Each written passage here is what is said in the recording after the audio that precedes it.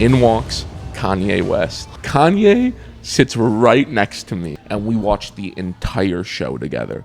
For an hour and a half, I sit with this guy. Show ends, and he gets up, and I don't say anything to him, because I'm like, fuck, man, I don't want to, He finishes chicken wings and about half his Diet Coke. The room empties out. Everyone's gone. You finished his Diet Coke. I drank the rest of his Diet Coke. Did you actually? Yeah. No way. I don't know why. I didn't even think about it, dude. I just thought it was like, when am I ever going to have this opportunity again? People that were... How's it going? You're not waiting for me. No, No, we're sir. not. No. All right, we're live, player. Let's go. Inside of Target. How you doing, dog? Feeling so good. This is awesome. This is Being- what a podcast should be. This is what they should always be, inside of weird places like this, or they should just be in studios like normal people. But bienvenidos, mis amigos, ladies and gentlemen. It is about that time. It is time to Tony. Our guest sitting here is Mr. Fuzzy Kilji, kind of an icon, kind of like a sex symbol. He's the man. I don't know what to say.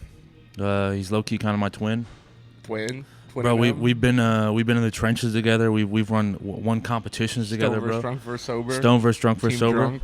That was a great night, wasn't They it? never had a shot. Bro, they had no shot at all. Nobody on that fucking lineup had a Dog, shot. I got fucked up that night too, bro. Of course. I got slammed, and I had a hell of a night after that too. That was back in my, in my more party days. So I'm like, I hit up my boy. I'm like, yo, we gotta get the bag. Let's get a bag. Let's bro. get a bag. Were you ever a bad guy?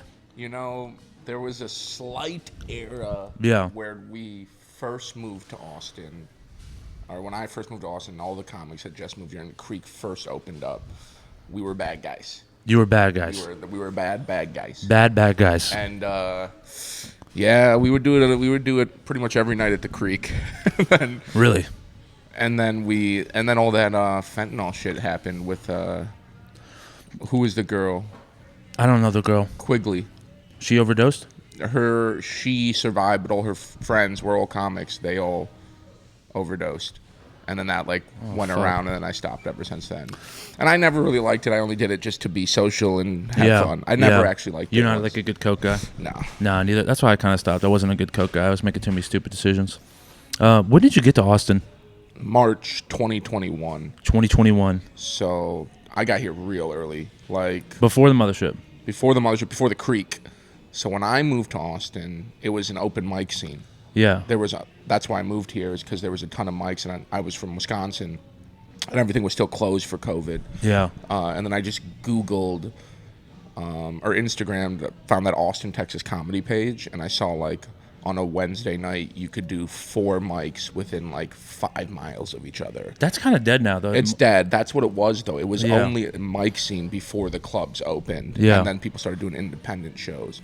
But when I first moved here, honest to God, I was probably in this new wave of comics that moved to Austin. I was probably within the first 50 of that were really moving here and trying it and doing it. I was low-key first 50. Because I just spoke to Hans Kim. He said he got here right at... Hans was there at the time or what? No, he came shortly after me. Wow. So I was here before Hans. Who was a person that's still around that? So when I remember it, so now it's Roscoe's. But my first night I went to what it used to be called Santa Cruz Theater. Santa Cruz Theater. Santa Cruz Theater. And there was an open mic, and Greg DePaul was hosting. Okay. Greg DePaul was hosting the first mic I ever did in Austin. Wow. And I walked in, and it was Chris Tan, now Chris Chan. I'm confused on that one, but... But Chris was there, Spencer Cavins. Okay. Jack Timmons. What? Kevin Minetti. What? Miles Johnson. No, Miles Johnson? Because Miles was living in Austin. This came to... Miles didn't move because of this. He went to UT. No way. He was living in Austin, and then he started comedy. I'm forgetting a few. Francisco Rincon was here before me. Venezuelan King. Yep. And it was a small group of 15 guys, and I walked in. I was nervous. They were all friends, and they were all roasting everyone as they were going up. Oh, fuck. And I was Hi, guys. Hey, I'm Fuzzy. I just moved here from Madison, Wisconsin. I'm excited. And then, literally, dude, 5 minutes later, Joe Rogan walks in. No, Leo, better. Leo Konopka walks in. And he goes, "Hey guys, I'm from Baltimore. I just moved here." He had a heavier accent when he first moved here. Yeah. And I was the new guy for 5 minutes. That's what it was like when I moved here. Okay. I got here right during that wave of You're like, hey, what are you doing here, new kid? Yeah. What are you doing, And then all of a loser? sudden I was in with like Manetti and those guys, and I was like, dude, who the fuck is this new Who guy the from fuck is this guy Baltimore? He over sucks, here? Huh? Yeah. But yeah, so I got here right as people started flooding, and then it was like every day 2-3 new people were here. And then for that first year of that 2021 to 2022, it was just like every week there was a new crop of comics, and then before you knew it, there was like 300 of us. And now there's like what, 5,000? It's crazy. It's now. insane. Now it's like I don't even know everyone. Yeah, it's impossible to know everyone. Does this happen to you where like you'll walk, like you'll run into somebody and they're like, oh dude, what's up? And you're like, what's up, buddy? And then you walk away and you're like, I have no idea who that is. All the time. Yeah. I mean, especially like low key, I'm that guy. Yeah. Like, right, you know what I mean? Low key, no, I'm, bro, high low key. key, low key, I'm high no, key. we can keep it high key. High key, I'm like the Prince of Austin. Yeah, like I'm high like the key. chosen one. Yeah. So people kind of, they want to be involved with They kiss the ring, bro. They got to kiss the ring. And then people try to, they try to not kiss the ring out of spite. Yeah. That's not the move. Kiss the ring. And then you smite them.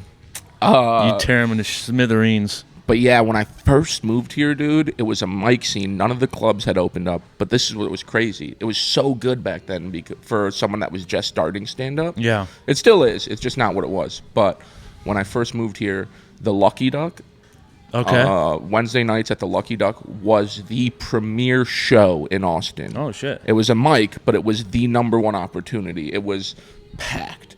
It was 150 regular people. Yeah. And then like 50 comics in the back. So it was like 200 people all watching, all paying attention. And I don't know if you ever knew this guy, Marty Clark. Were you here from him? So Marty Clark was a part owner of the Creek in the Cave. And everyone knew he was opening the Creek in the Cave. And that was his mic. So it was high pressure. Yeah. Because everyone was like, oh my God, Marty's here. I got to do good at the Lucky Duck. From Marty Clark. Yes. And that's what the scene was, man. You would go from mic to mic to mic. You could probably do 4 or 5 in a night, and they all had audience because, like, Austin was open and people were craving live entertainment, but there was no shows yet. There was no clubs yet. So it was, like, just perfect timing when I got here. So what was the first club that opened up? Creek was the first club to open up. And then when did Vulcan come about?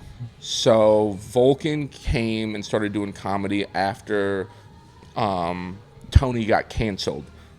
Tony Hinchcliffe. Yeah, he was doing stuff at Antone's. So he was doing Kill Tony at Antone's, got canceled, and then Vulcan was like, we'll have your show at our fucking place. And then they started doing Kill Tony on Monday there. Yeah. And then they would do Rogan on Tuesday and Wednesday.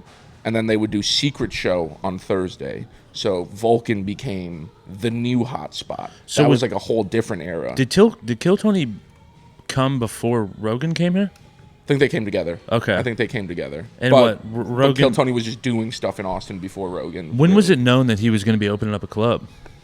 So he was talking about it on the podcast before I moved here. Oh, wow. So I was listening to...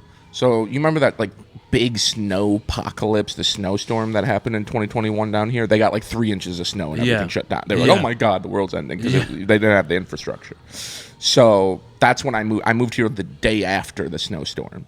And on the podcast, as I was driving my car from Wisconsin to Austin, he was having an episode with Tim Dillon, and he was saying like, yo, if you're an open micer in like Kansas City, come, we're building a scene. We're gonna start a real scene. And I was like, yes, let's go.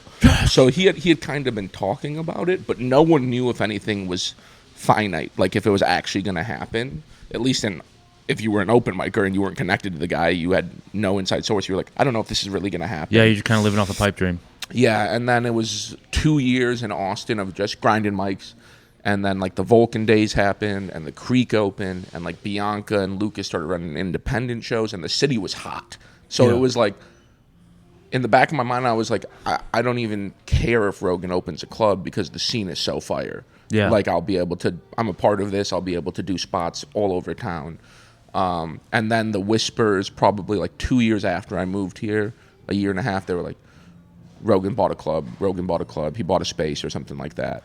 And then it was just like one day fucking the Ritz was bought and everyone was like, yep, he's building the club there. So people knew it was being built at the Ritz. Yes, it was like kind of unspoken, but people knew. So for that first like year and a half, 2 years that I was down here, nobody really knew if it was going to happen. But the scene was so hot that people didn't really even care. So I think people initially moved here with that thought that Rogan's going to build a club. And then the scene got so hot that they were like, I don't even really care if he builds a club just because Austin's on fire. Poppin', There's yeah. Kill Tony, there's the Vulcan, there's Creek, Lucas has an empire, Bianca has an empire. And like I said, like if you were here early enough to grow with the scene and meet those guys, Yeah. like honestly that was a golden era of Austin. I mean, it's amazing now. The Mothership is incredible. But there was like this moment for like 6 months where it was like the Vulcan was hot as fuck. Yeah. Lucas had hot ass shows. Bianca had hot ass shows, and there was no clickiness to it yet. Yes. People didn't have home clubs yet. That all started after the Mothership. Yes. So before that, it was like you were good in every hood, and people were just happy to have you. And then the Mothership opened, and things got a little bit more clicky, which was natural. Yes. But there was this really fun moment before that where it was like you would go do Buzzmill and then Creek and then Vulcan, and it was like, Would you say it was easier to get spots then? yes, because there was not as many people. Yeah. And there was more independent shows back then. Okay. That was kind of the wave. So like it went from like open mic scene, like when I first got here, Yeah. to that Vulcan blow up. And then after the Vulcan blew up, it became like independent show city. Do you think the independent shows are like done here in Austin a little bit? No, there are people that still do them really well, and they'll always happen. Yeah. But it just can't be what it was for It's that smaller. tough, yeah. Because now everyone goes to it goes Mothership first. Yeah. You know what I mean? And then after that, Yeah. it's like Creek, Black Rabbit, East Austin, Sunset, you know what I mean? So Who was like another? Did you ever see like Ron White like pop in at like any of these independent shows? Well, excuse me. I don't think so. I usually saw Ron, if I were to see him, would be the Vulcan. Okay. And the hottest show in town, like undisputably, was Secret Show. That Yes. was like your ticket. It was like if you got on Kill Tony and did Secret Show, that was like the biggest thing that could happen for a guy like me that was just starting out. Where were they doing the secret show at? At Vulcan. At Vulcan, okay. On Thursdays. And Damn, dude, that's so electric. and dude, it was crazy. Those shows used to be fucking packed with like, it'd be like, Hinchcliffe, Brian Simpson, Ron White, Poston, and Asana Mon, and you're looking at those guys and you're going, damn, I want to fucking be on the show with those guys. Dude, I know. Because And then- now it's like it doesn't have the same like zest a little bit, I Right. mean, it's still like cool, but Well, it was the premiere show in Yeah. Austin for like a year. it's a year pretty and a rare to half. see Ron White on the secret show now. I feel Yeah, like. exactly. And yeah, so there was that era for sure, man. It was fun. And you come from Wisconsin. Madison, Wisconsin. How long were you doing stand up out in Madison? So a year, but not even really. So I started comedy February 2020 was my first open mic. Really? So then a month later, COVID hits. Yeah.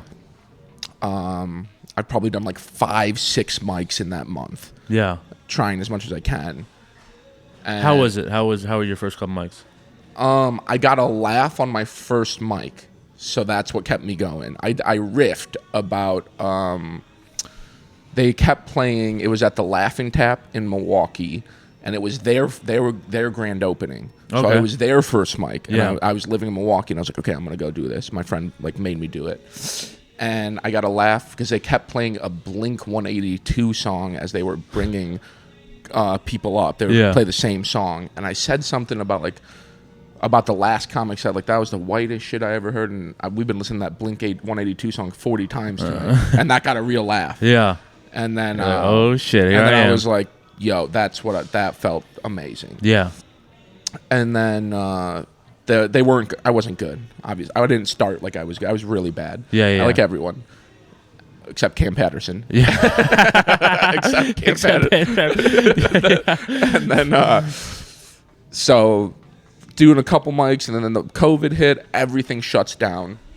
So for about 5 or 6 months, I can't do stand-up at all. Yeah. Then in conservative rural Wisconsin, up north, at a club called Skyline, it's a Bricktown club. Oh, okay, yeah, in Skyline, yeah. Appleton.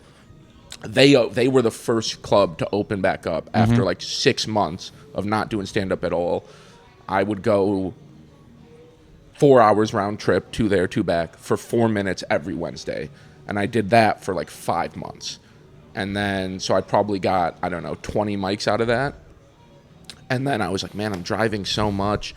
Comedy on State, the premier club in Wisconsin, Madison, still wasn't opening back up. They were renovating. There was no plans to open. And I was like, I looked at my phone and I was like driving 4 hours for 4 minutes every Wednesday. And I saw 4 mics within 5 miles. And my plan was I'm just going to move to Austin for a year. I'm going to get nasty at stand-up while everyone else is resting. Yes. And when I come back, I'm going to be so much better. Because I started with like 4 guys in Milwaukee. We all started at the same time. And I was like, I'm going to be better than those guys. And then all the big dogs in Milwaukee will fuck with me when I come back. That was my whole plan. Yeah. So I was doing it. I'd probably done like, I don't know, 40 mics tops. Yes. Delusional. Yeah. I'm gonna get famous. You gotta be a little delusional. And I moved down to Austin, and again that first year I was like, I'm just gonna get good at stand up. I'm just gonna do it as much as I can. I'm gonna move back to Wisconsin, and I'm gonna be nasty. When the Comedy on State opens up, they're gonna be like, who's this kid? He's a hometown hero. We've never heard of him before. Yeah. And he's nasty as fuck. And everyone likes him. He's low-key kind of hot, and he can sing a little. Come on now, come on, talk to him. So then. Then I moved down here and it exploded. And then the Kill Tony shit happened. I'd never heard of Kill Tony when I moved down here, and I figured out about Kill Tony, and then people were popping off. I mean, Hans Kim was like the first guy to really he got famous from just being in Austin. I was like, oh, you can get famous being down here? That was like the first boom. And then, I was like just really fortunate to be a part of something so early that I got to grow with the scene. Yeah, because you're the first class of doormen at the Mothership. Yes. So then after everything, it's just kept going well and getting better, and I got more stage time, more opportunity, and I was still I kind of want to move back to Wisconsin. And then they opened the club, and they had the audition. Yeah. So they had the original audition to hire 15 door guys. They had it at the Vulcan. And I got selected to be on that audition just because I was working really hard those first 2 years, and I was grinding, and the right people saw me out enough and knew I was trying. And I was funny. Maybe I wasn't good yet, but they knew I had potential. So I got on that audition, and that was kind of my ultimatum. I was like, okay, if I get the door guy at the Mothership, I'm going to stay in Austin. I'm going to see what happens. And if I don't, I'm going to move back to Wisconsin. And really? Then, that was my intention was always to go back. Wow. And then kept falling upwards here. And you got who was choosing the doorman at the audition? So who was choosing? So Adam Egget, the talent coordinator at the Mothership, selected who would be the 15 door guys. Okay. But the audition probably had 50 of us from Austin, and those people were selected and recommended by the comedians that had moved here from LA. Were in with the Mothership and Egget and all those guys. Who is that, Poston and Hassan? But it's Poston and Hassan. The whole time we didn't realize they were low-key secret scouts. Wow. I don't think they knew. Yeah. I don't even think they knew they were going to be secret scouts. I think they just got a call one day who's funny, and they were like, oh, this guy, this guy, this guy. But the whole time they were fucking low-key scouts. And so you might have gotten recommended by Red Band. You might have gotten recommended by Brian Simpson. You might have gotten recommended by Poston or Hassan. Yeah. And that's how you got on the audition. Someone who was kind of saw you doing well. And fucked with you and said, this guy's funny, you should audition this guy. And that night, dude, that audition night at Vulcan, I just got tingles down my back. It is the craziest energy I have ever felt. Was it a packed crowd? It was a packed crowd. They did a full secret show. So secret show's 3 hours long. So they did a full secret show. So everyone like all the guys I mentioned, Brian Simpson, Ron White, Poston, Hinchcliffe, all these guys went up. They did a full secret show, and they advertised it as a super secret show. So everyone was like, something crazy's happening. After the full secret show, the 2.5 hour show, Hassan Ahmad goes back up, and he goes, okay, we're about to do something really cool. We're about to audition door guys for the Mothership that's opening up down the street in a few months. So the crowd didn't even know that was going to happen. Wow. So now they're tired. It's 2.5 hours in. That's brutal. But now they're all like, whoa, this is something kind of historic. He sets it up. Hassan's a professional. He sets it up so well. He talks about the Comedy Store and the door guys they've had. Michael Keaton, who's fucking Batman, Robin Williams, Ari Shaffir, Hinchcliffe, right? So he sets the stage, and he goes, we're about to audition 45 fucking comics, and they may be selected to be doormen at the Mothership.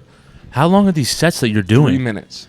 3 minutes. 3 minutes? So 45 guys go 3 minutes each. Holy shit. And that energy in that place, because like you had been running around Austin with these guys Yeah. for 2 years now.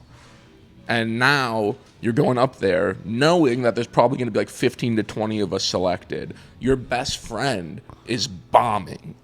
Oh and my you're God. about to go up, right? It's that energy. Oh you my just saw God. another guy that you don't really like fucking kill. Yeah, yeah, And you yeah. go, fuck. God and damn then someone it. that you love just got in. You're so happy for them. Like, oh my God, they just killed. They're probably going to get it. Yeah. Right? And you didn't even know. Dude, it was fucking wild, wild energy in there. Like, again, like hearts being broken, dreams coming true. So how was your set? My set was good. I got off of the stage. I did good. I followed Liz Splat, Okay. and she killed. Yeah. She killed, and I was like, fuck, I'm about to people get that so were- buried. How's it going? And I had a good set. we're not. Got off No, of the we're not. stage. And I But you're welcome to kind join of us if you'd like. Was upset with myself about the jokes that I picked. Yeah. Yeah, we already Dude, been out here I for was 40 minutes. on those jokes. Kebabalicious? Kebabalicious, Yeah, so a man just totally. popped out. Okay. And, People in there- anyone who's listening to the audio, You know what I mean? one of Yeah, the yeah. target Stuff. coworkers just popped Just out. 'cause and I asked thought if that we're would be waiting the on best them. move. I'm telling you, bro. 'Cause This shit's it's my advantage. foolproof. Nobody else on We've had a auditions was coworker. Muslim We or can't see it, Arabic. but Kinda worked there's out, right? It Workers worked walking. completely. It was the I best don't know why I thing, call them a but coworker. Like we I work remember here. feeling like, I don't know. There's a worker And who's been then walking I remember behind just the watching camera, the just show looking at and us, kind of then like, watching- but we just keep rolling on. Yeah, we don't let it bother us. So- We're professionals.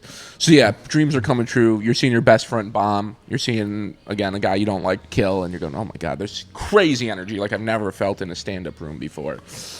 And then the show ends, nobody knows who got it and who didn't, and everyone's just like, what the fuck? And actually, for like 2 weeks, radio silence. So now we're all kind of thinking, You're losing your mind. You're like, we're all talking like, I don't think any of us got it. Yeah. Now we're all thinking we suck. Yeah. And that they are disappointed in the scene. Yeah. Because it's been 2 weeks of radio silence. I get a call from like Andre Ricks. And everyone's at East Austin and they're all celebrating. He goes, You get the email for us? And I go, What? No, what email? He goes, Oh damn, bro, my bad. I wasn't even trying to. He's like, We're all celebrating. A bunch of us got the email, so we think we got the job. And we thought maybe you got it, and we wanted you to come down and celebrate. I'm like, what? You guys got an email? My heart's broken. You Yeah. know what I mean? And then they're like, no, Hassan Ahmad asked for our email, meaning he's going to send something to us. I go, oh, he asked for my email. Oh, okay. So then I think I got it. Yeah, yeah. I run down there, we're celebrating. Nobody really even knows. And then again, it's like we haven't heard confirmation yet. It's been weeks. And I'm a door guy at the Vulcan, actually, before Okay. Mothership. And it's a Rogan and Friends, and I'm sitting up there, and Hinchcliffe walks past me, and he goes, I heard you had a great set. Congratulations. And I'm like, oh, I think I got it. And then finally, like 3 weeks passes, and Hassan sends a email, and it's like, if you're interested, this is fucking Curtis, the manager. You got the job. Whoa. And yeah, and then after that, I was like, okay, I guess I'm staying in Austin. Dude, that's legendary. It That's was great. fucking crazy, man. So now, like, so how long you been at the Mothership for now? 3 years 3 years? since it opened, yeah. And you've been closing out the Mothership a lot, right? Here and there, they let me close out the Fat Man show. Fat Man? Yeah. That's kind of becoming like a little bit like, I hear it from Christoph sometimes. He'll talk about it. He's like, man, Fuzzy just goes up there and does like a Q&A. Gets like, gets drunk as shit and Oh, then I just fucking messing get with the crowd. lit, And those are my favorite spots. Yeah. For sure. How long do you get to do when you close out the Mothership? You can do 25, 30. You could do 30. It's kind of like, stop at 25. Yeah. But you could do 30 if you're really rolling or you got something cooking. Have you done 30? Yeah, I've done 30. Okay. Yeah, closing out those shows, I've done 30. Has anyone been like, bro? The servers. Yeah. You know what I mean? Yeah. You want to go home? You're not famous. Yeah. Why you doing the Q&A? Shut the fuck up. Bro, you are famous, bro. You are him, bro. You can do whatever the fuck you want. Yeah. What's been like the craziest night at the Mothership? You see so many famous people come in. Like, who's like a person that you've just been like absolutely starstruck by? Gosh, no one really at the Brett Favre came in. Brett Favre. So that was cool, just being a Wisconsin boy. Yeah. That was probably but like crazy people have come in there. Obviously, like Chappelle, when you think of comedians. Wiz Khalifa was there. That's Post wild. Malone. You know what I mean? I grew up listening to Wiz, smoking. too, so bro. just seeing him was wild.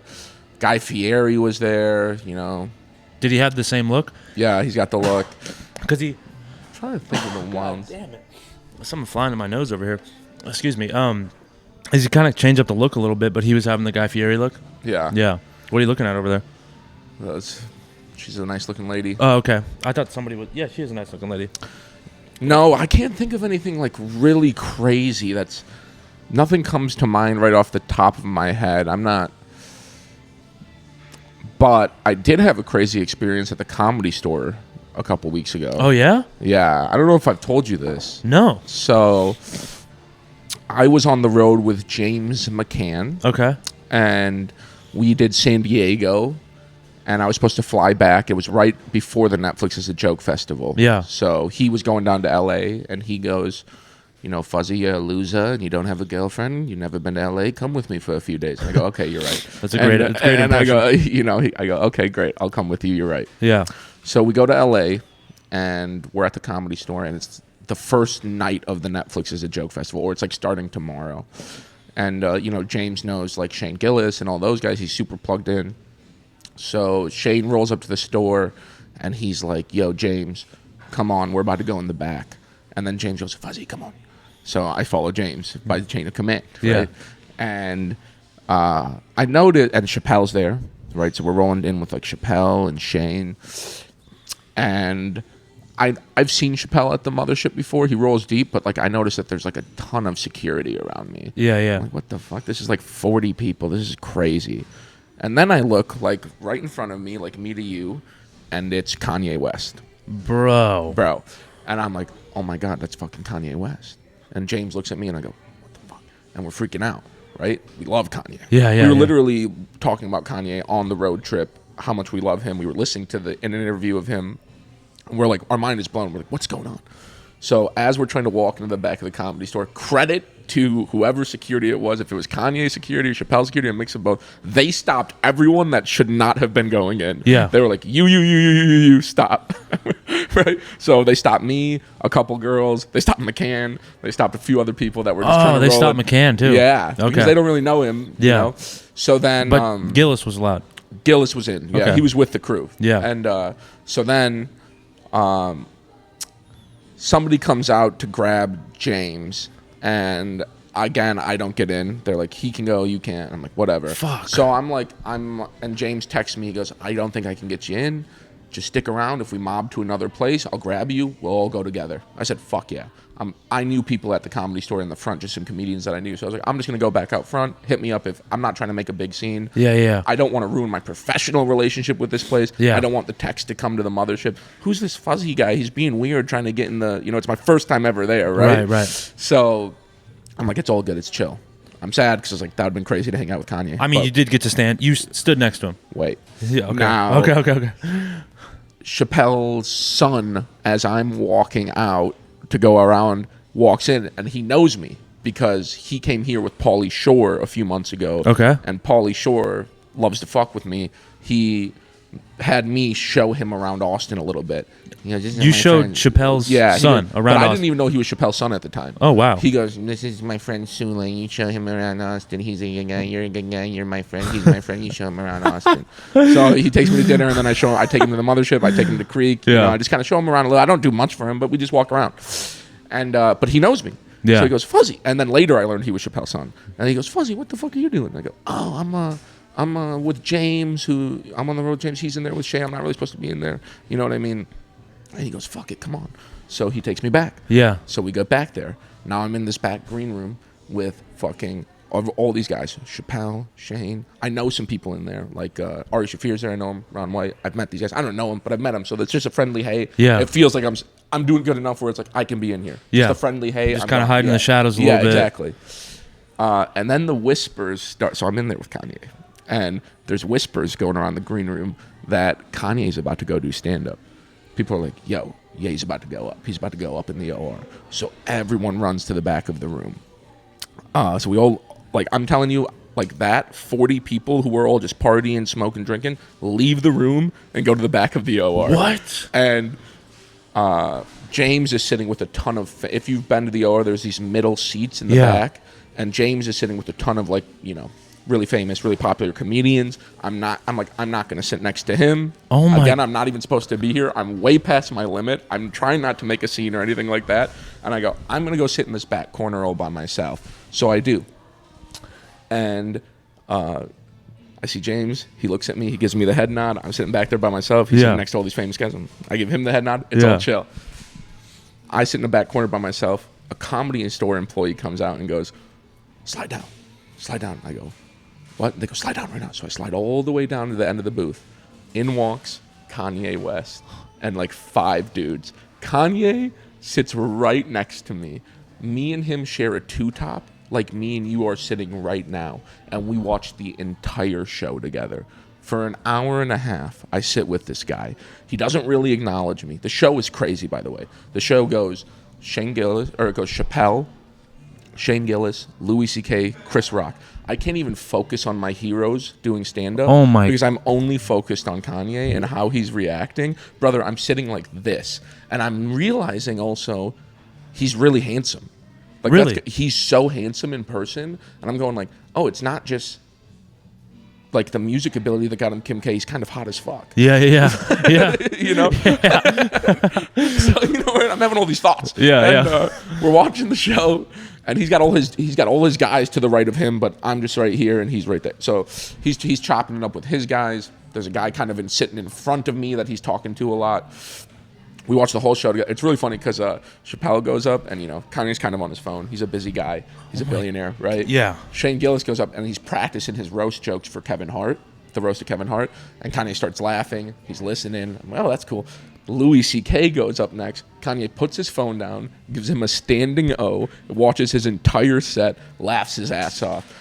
Chris Rock goes up, Kanye's back on his phone. Whatever that means. Really? Yeah. Wow. So I think he was there to see Louis. I've heard he's a big Louis fan. Wow. So I think he literally came to the store just to watch Louis and hang out with his friends, Chappelle and all them.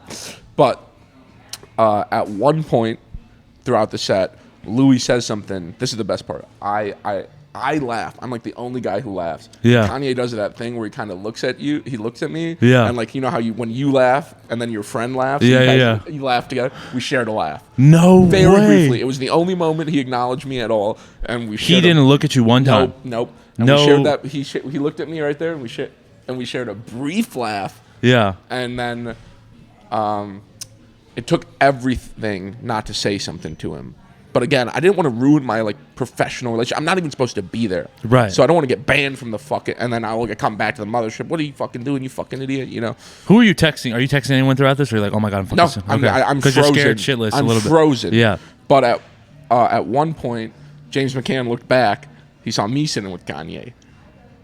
And he goes, fuck, I should have, you could see it in his eyes. He goes, I should have sat next to that's right, bro. That's right. Should have sat next to me, asshole. So this is funny. He orders chicken wings. I know. Yeah. And a Diet Coke. And the store doesn't have food, so I don't know where these wings came from. They smelled amazing. They smelled like they were from heaven. Yeah. Like the quintessential cartoon over the pie. Yeah. Like it was like that. Yeah. And the show ends, and he gets up, and I don't say anything to him because I'm like, fuck, man, I don't want to, Yeah. But he finishes chicken wings and about half his Diet Coke. The room empties out. Everyone's gone. You finished his Diet Coke. I drank the rest of his Diet Coke. Did you actually? Yeah. No way. I don't know why. I didn't even think about it, dude. I just thought it was like, when am I ever going to have this opportunity again? It's funny. I threw that out there as a joke. I actually drank the rest of his Diet Coke. You sucking on the last of his chicken wings? Yeah, I didn't do that. Oh, you left a little on this one. Yeah. But yeah, I drank the rest of his Diet Coke. Just, I don't know if I thought it was going to be like a like Mike situation or what it was going to do. No way, bro. That's been the craziest experience I've had in comedy, like with famous starstruck type of thing. Well, that's pretty big. Yeah. That's pretty big. I mean, it's like, 30 years from now, my kids will be like, Dad, did you know Kanye? You know who Kanye West? Yeah, I knew that motherfucker. I drank his fucking Diet Coke, dumbass. I kind of knew that motherfucker. I kind of boys with him. Man, dude, that's insane. What is because you're a big Kanye guy. Where is he at now? What is it? The people love Kanye. The people will never stop loving him. So the whole Nazi thing is. It didn't really matter. Okay. He literally made a song where he said HH. Yeah. And everyone loved it for a week. Right. And then they're like, that was bad. We shouldn't do that. Right. We still love it. Okay. And then he dropped an album and people fucked with it. You know, I've never been a big Kanye guy, but maybe I should get into him a little more. I've always liked Kanye. I've always been more of a Drake guy, but now I'm a Kanye guy and Drake's a Drake guy. Drake guy for sure. They're tied. They're tied for me now. Dude, that's insane. That's such a sick story. Yeah, so that's probably the craziest story I've gotten out of my experiences so far. A kid from Wisconsin. Came to Austin, Texas, and just do open mics to go back to Wisconsin. Yeah. Little did he know that it would lead him down the road to being able to sit next to Kanye West and drink his Diet Coke. Yeah. I mean, if you had a crystal ball, could you have guessed? I would have never. You know, honestly, man, I never thought it would have gone this well. That's where, like, a lot of people have self-hatred for the city of Austin. They resent it. You know, it's the popular thing to do. It's you talk usually shit about where people- you're from. Well, Yeah. I guess you got some people in the city that hate it. Yeah. Yeah, and not even self-hatred, but you got people that don't fuck with it fully. Yeah. I have such a gratitude for it because I was here before everything happened. I got to see it unfold. You see all these people come here, especially after post Mothership opening. These people come here, they blow up, and they leave, or because they don't understand that it wasn't built overnight.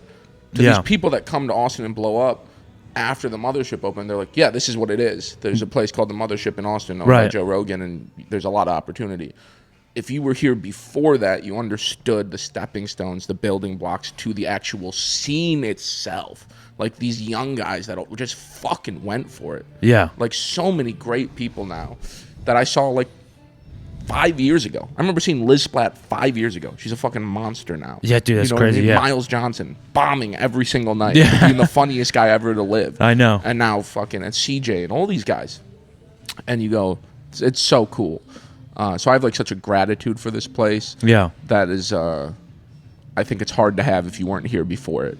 Oh, Before the that's Mothership insane. opened. That's so beautiful. So my goal is to now, after everything that's happened, I've kind of 180'd where I was like, I kind of want to just be here, get good, go back to Wisconsin. Now I never want to leave Austin. Never want to leave Austin. Because so many people have come and like, shout out to them, bro. Like, no hate. Like, they've come, they've blown up, and they've left. They've done what's best for their life and their families. Totally 100% acceptable. Yeah. No hate towards you.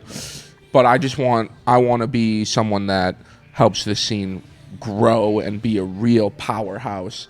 And just not fucking leave. Just have someone blow up and not fucking leave. Who's someone that's blown up and left? Cam. Okay, Cam. Peyton. Yeah, Peyton. All right. Christina's still here every once in a while, but she's so busy. Where does she live, LA? I don't even know where her home base is. It might be here still. Peyton Ruddy's gone. Carlino's gone. Lucas McCrary's gone. You know what I mean? Where are they going? Like, they're going to New York. Okay. Peyton went back to Chicago. Yeah. Hometown. But I mean, Cam got SNL, obviously. makes sense. Yeah, for sure. But Oh, I'd that's like to ins- just put on for the scene, man, and I just have a lot of pride in it. You think Austin's gonna keep on keeping on like years to come? Yeah. This is the thing, man. Everyone calls us fascist Nazis, right? Yeah, There was that whole era where everyone's like, if you're in Austin, you're a fucking Nazi. You probably just say the N-word on stage, blah, blah, blah, blah, blah, blah, blah. Yeah. These guys have just been swinging on us Yeah. for no reason. Yeah. First of all, we don't think about you. Yeah. We just like to do comedy. Yeah. That's why everyone came here, is they're just trying to find an opportunity. They're just swinging on us. No swing backs. Just fucking. Just taking the beating. Getting fucking. Marin's a big one that really swings. Marin swings. Marin swings heavy. Swings. Even guys that fuck with this place, they swing on it. I know. They come here and they do an hour and then they fucking make $50,000 Bro, and they go home and they swing on it. When I was doing gigs overseas and I would tell people I'm from Austin, this was a big thing. They'd be like, "Oh, you're from Austin?" Well, of course they'd say it in an accent, but "Oh, you're from Austin?" Yeah. And they kind of like shoot you like a side eye and nasal gaze at you. But then as soon as they want to talk shit, immediately they go, "Well, how is it?" They're like really interested. They're very curious. I go, "It's pretty fucking sick. There's a lot of stuff. There's really cool stuff going on." Yeah. So that's kind of the thing. Like, you go to New York and people are talking shit on Austin and talking shit on Kill Tony. It definitely comes from a form of jealousy. Yeah. For sure, it comes from a form of jealousy. Yeah. But besides Mark Maron, though, all these guys that are really talking shit about Austin are nobodies. Yeah. The real good comedians don't really give a fuck. You know what I mean? The real working comedians could give less of a fuck. Here's the thing. Again, we've been getting swung on every way. Yeah. L.A., New York, these guys suck. They're Nazis. They suck. And we've just had to take it. Yeah. And we just keep grinding in the shadows. And I do think Austin will last because of the names that I just mentioned earlier. Those guys and girls that have been here for 5 years are now starting to pop. Like, these guys are going to pop eventually. Mm-hmm. And we got receipts. Yeah. And we're going to swing back eventually. Yeah. We're going to, like, everyone that's really, not everyone, there are great young comics in all over the country, but a lot of really good comics down here that are going to pop. They're based here in Austin, and it's going to be a fucking scene. Like, it takes time. Like, Yeah. We're 5 years into it now. It takes 10 years to get a real scene. You know what I mean? So we're at the halfway point now. You think about the power that some of these guys, the influence that some of these guys are going to have in 5 years from now when they're headlining. And there's going to be so many headliners that come out of this place. And then it's just all about, will they stay? So that's the problem. My goal is to stay and to prop everyone up and to, low-key be the next Rogan. Yeah, that's my goal. Bro, low-key, come on, bro. Low-key. High-key, you're going to be the next Rogan. So you're going to buy a house here and No stuff? one will ever be Rogan. Yeah. But I would like to put on for a lot of comics. That would be fucking sick, Yeah. bro. Fuzz, I'd love to see that happen so much. Man, this is so... I'm just so mind-blown by the Kanye story. I don't even know where to go from here. I just keep picturing Fuzz as a little kid in Wisconsin. Just, because the sneeze attacks, this whole goddamn episode. This is the first time I ever sneezed on this podcast, actually. Really? Yeah, I've never sneezed like this before, which is kind of concerning me because we're in the allergy section and we're next to the pharmacy. I'm like, am I catching a cold right now? Man, can I ask you what you were like as like a kid? Like, good question. Man, what was like Fuzzy like as like a young boy? I think if you saw videos of me as a kid, Yeah. you'd go, he's still exactly the same. Yeah. Like, Real goofball. real goofball energy. I was really shy probably until middle school. I probably had like, typical kid shit, 1 or 2 friends. Yeah. And pretty shy kid, very scared of the world, Really? and used, fat and Muslim in Wisconsin. So, Ooh. like, standing out, Yeah. not the fat part. That's a big one, yeah. But the Muslim part just kind of standing out in my hometown. Using comedy as a defense mechanism, for sure. Yeah. That's kind of where I learned to be funny originally was, went to middle school with a very large urban population. My Oh, middle really? school was. So Milwaukee's very... Madison. I was in Madison, but my specific school was the school, if you will. Wow, okay. So yeah. Well, you lived in was it like... It wasn't the hood, was it? No, I didn't live in the hood necessarily, but the middle school that I went to was the middle school for the people that were in the hood of Madison, Wisconsin. So to speak. Okay. So definitely, always trying to, be funny. These kids are roasting. They're fucking hilarious. Yeah, you know yeah. what I mean? They're getting on your head top, They're getting bro. on You're your like, head top fuck. fucking fast, bro. Come on, bro. I can't keep up with y'all. This motherfucker look like Groot. That movie didn't even come out yet. Yeah. What the fuck? You can see into the future, bro? Holy hell. But then probably around 7th or 8th grade, I really found a great friend group. And that's kind of where I started to shine. Yeah. And all my boys back there, they all fucked with me. I never had like a real friend group like that, or even thought I could be friends with people like that. 8th grade, I started working at a movie theater. So my 2 older brothers. Damn, 8th grade's pretty young. Yeah, I was 14. That's really young. This is one of those things that makes Is that me... even legal? It was at the time. Okay. I was immediately, like a month after, they changed it to 16. Okay. But it was back then. This is one of those things that's like, when I was a kid, I could buy a candy bar for a quarter. Yeah. This is one of those things that's going to make me sound old. When I was starting my first job, minimum wage was $5.75. I was making $5.75 an hour. What? Doesn't that sound funny? That sounds like... I feel like they were lying to you. $5.75? No, it was minimum wage. I was making $5.75 an hour to work at the movie theater when Oh I was my 14 years God. old. And honestly, back then it didn't seem like it was that low. I guess that's like 14 years ago? It is 2009. Yeah. Yeah, 17 years ago. Okay. And so I start this job at the movie theater, and my older brothers both work there, and a lot of their best friends work there. Yeah. And so I start the job, and it's a family place. There's like a bunch of different families that work at this place. So Yeah. there's like 4 families that kind of run the place. They don't own it, but we all work there. And that is the place where I think I really started to blossom, where I was like really coming into my own, you know, making jokes, making my older brother's friends laugh. You know what I mean? Are you just making jokes? Or you being like animated or what? I'm being animated. I'm Yeah. making jokes. And like I don't even know how to explain it. Like we would do bits. Yeah. Like that's what we did there. Oh, okay. And like that, like it was what was the bit of the day. You know what I mean? That's kind of like the genesis of your comedy of career. my comedy career. Yeah. So like that's really who I am too to this day. Is like I have these through lines and these kind of just these personas and characters that I pick up every week, and then I kind of get a new one, and that's from that place. And that's where I really like blossomed and like came into my own. Wow. But like sports, pretty shy kid, pretty normal, loved football. Mm-hmm. And then I got that job and then went into high school, and I just had a lot more confidence in high school. And I still wasn't confident, but I had more confidence because of that job.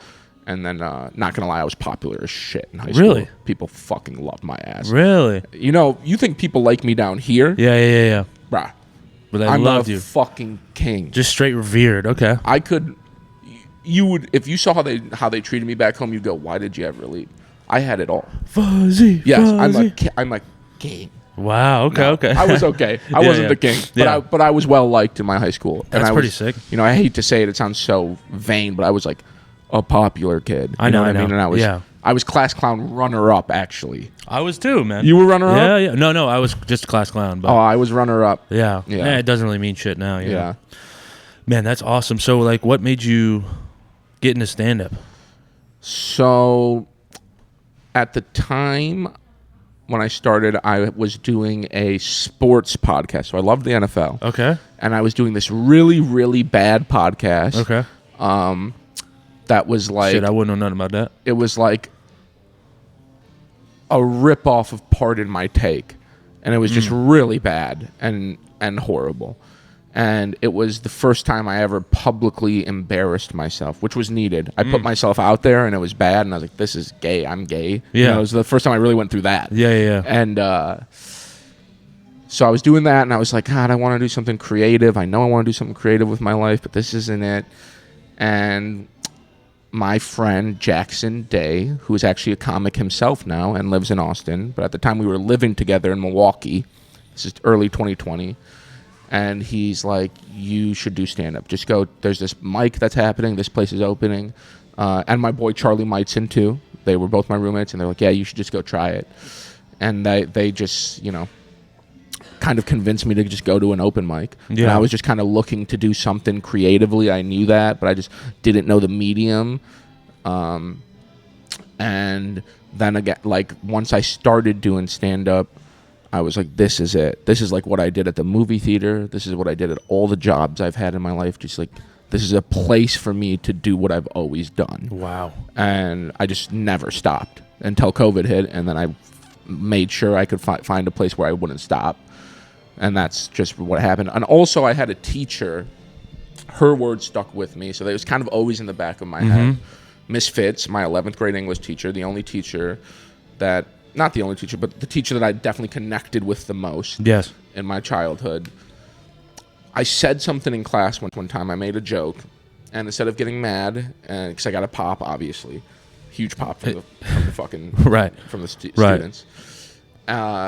She said, "Couldn't you see Fuzzy being on SNL or something?" She said that, and I don't know why. I was not a Saturday Night Live fan like that. Yeah. But it just stuck with me when she said that. You're like, you know what? I could see myself. And I was like, wow, this girl believes in me. And 10 years later, I did stand up, and her words were in the back of my head. Like when I went to go do that first open mic, when Jackson convinced me. Is she still around? She's still around. I sent her a message a few years ago about how much she inspired me. And how much she means to me in those words, and like how you never know what it's gonna be like. That Damn, will inspire bro. a kid or a student, because Yeah. she probably didn't remember that at all. You know what I mean? Damn. And I was like, that's what inspired me to go chase what I want to do in my life. Bro, that's beautiful. So her words stuck with me forever. Yeah. And then Jackson and Charlie convinced me to go do the open mic. And then as soon as I did it, I was like, this is it. This is what this is kind of what I've always done. But like not supposed to be doing. Yeah. Like at a job. But that's what I'm supposed to do at this job. Yeah. Fuck yeah, this is what I want to do. Dude, that's awesome. That's so sick. I love hearing that. Yeah. What's the teacher's name? Miss Fitzgerald. Yeah. Shouts out to you, Miss Fitzgerald. Yeah. Golly, I guess I don't know. I didn't have anything exactly like that happen in my life. My dad was always like the one who would tell me to do stand up. He's like, "You're funny. You know, you should." Oh, that's he never amazing. he didn't tell me to do stand up. He would just be like, "You're funny." That's know? amazing. He's like, "You're smart. You're kind of funny." Because I'd be like, "I'm stupid." And he's like, "No, you're smart. You make smart jokes." Yeah. Which now I do stand up, and he's always like, Ugh. "Are you gonna get a real job?" And I'm like, "Dad, I do stand up comedy, please." I don't know, man. That's fucking beautiful, Fuzz. I don't know where to go from here, man. I almost feel like I got everything I wanted to get out. Is there anything else you want to share? I love you, Tony. I love you You're too, the man. I Bro, love the city. I love Austin, and I can't believe it's 2 for 2 success. on these, yeah. Oh, no one messing with it. No gripes or anything. None at all. It's actually like, and to be honest, it's a pretty deep, besides the music playing on in the background, not too bad of a little studio. We made an you know? Asian pharmacist think he wasn't doing his job. He was worried that he was in the wrong. I know. Well, that's because we got Fuzz here, the king, bro. All right, buddy. Thank you for Thanks for time having to tell That me. was really fun. Guys, follow Fuzzy everywhere. Love you guys. Tell Time to Tony about your friends and family, and spread love and joy. Peace. Peace.